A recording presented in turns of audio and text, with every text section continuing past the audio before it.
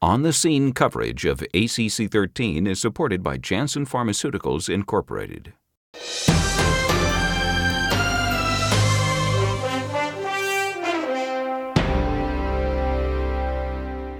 Well, first of all, it doesn't certainly support the concept that niacin is beneficial, but there are a lot of questions about the clinical trial.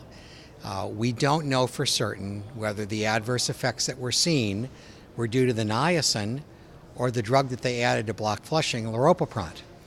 Laropiprant is a prostaglandin D inhibitor. Prostaglandins have a lot of biological effects, including effects on clotting and bleeding. And so, unfortunately, we're left with a lot of questions as well as very few answers after this very big study of niacin. The other problem was it was an all-comers study. They didn't just study people with low HDL. The average HDL was 44. Those are not the patients we give niacin to in clinical practice.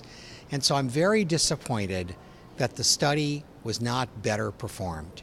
It just doesn't give us the information we need to know whether people with very low HDLs would benefit from getting niacin.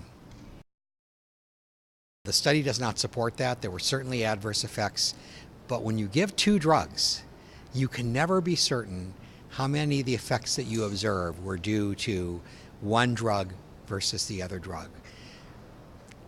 I don't think anybody's going to test it. And so at this point, clinicians are left in a very difficult quandary. What do you do with a patient who comes in with an HDL of 28? Do you give them niacin or don't you? I want to read the manuscript when they publish it before I answer that question. Well, again, we haven't seen positive results from HDL raising. I am still an optimist there. We have a lot of people having clinical events despite being treated with statins. We're looking for drugs that can further reduce risk. We're involved in studying one of the CETP inhibitors, evacetrapib. We still have hope that this will be effective, and in a few years we'll know.